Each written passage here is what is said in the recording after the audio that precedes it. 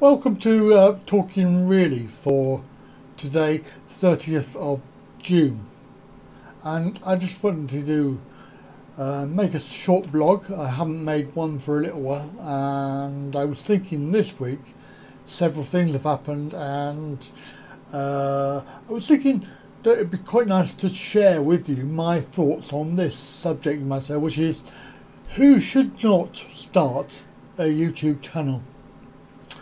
Obviously this only applies to people that haven't already begun, because as soon as you begin you will find out exactly what I'm going to tell you, because it will generally happen to every single channel that comes along. Generally you will experience what I've experienced. Now obviously 2 years ago, when I first decided to do my original channel, which was my travel channel, I had everything on there, so all of the videos I made were on this one channel. And of course a year ago I separated them out into separate channels. So this one here, Talking Really, is a separate channel with separate subscribers, and obviously not so many. There's only about 70 so far. Whereas my main travel channel, which is the one that I'm referring to at the moment, has just about 1,200. Talking about that, we'll talk about that again later on in another vlog. But for now, what I want to talk about is if you haven't got a channel, who should not start a channel. So this is obviously aimed at people who are thinking, oh, that's a good idea, I think I'll make a channel, as I did 2 years ago. Now if I'd known exactly the position I'm in now 2 years ago, I probably maybe would not have bothered, because what you'll suffer is a whole load of abuse, and verbal abuse, written abuse.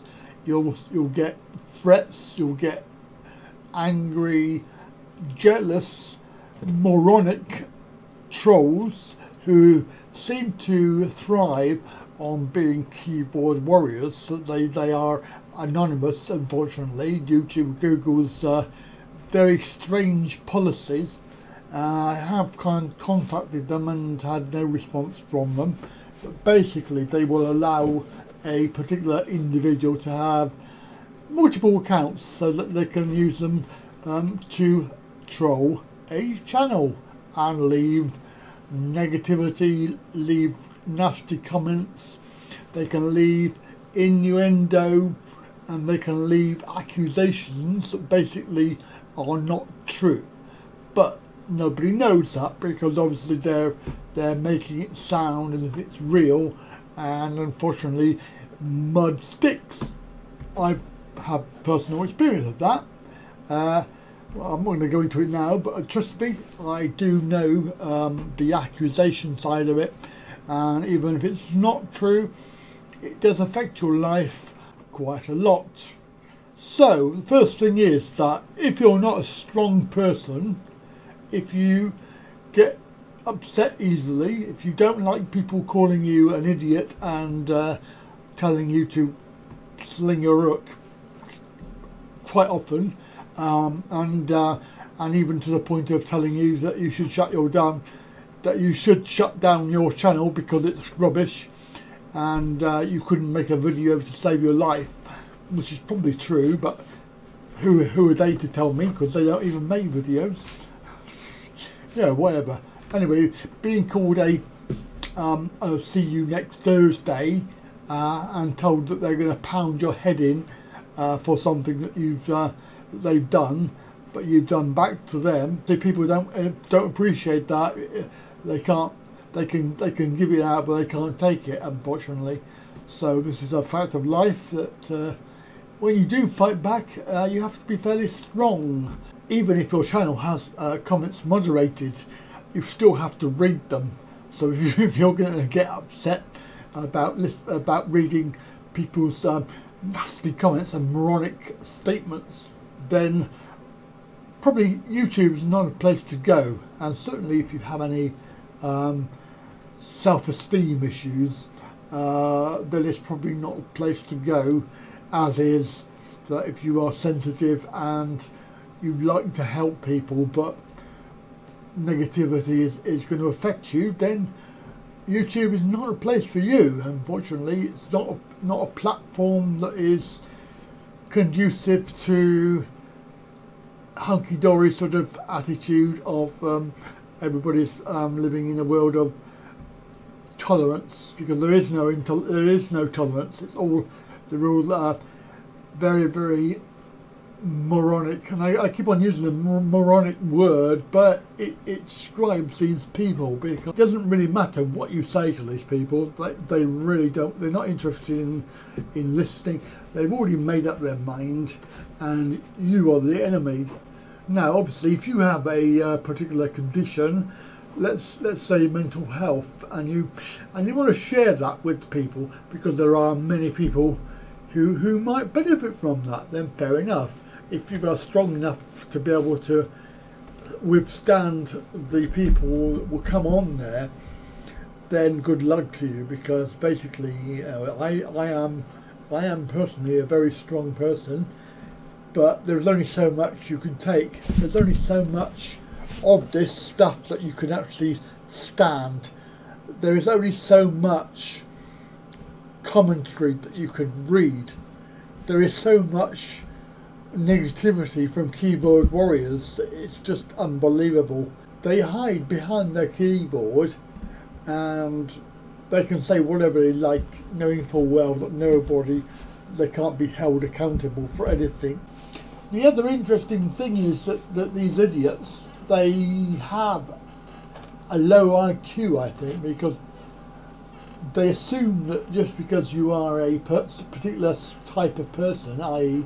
in my case I have a disability, they just think that you're stupid and that you're so idiotic that you can't see through their little deception. And certainly there are trolls with many accounts, and a classic example of this is when they give you a quote, and the quote is used, a very unusual one, and is used on 2 accounts. What are the chances of 2 people using the same words about a similar channel? It's going to be quite rare, I reckon.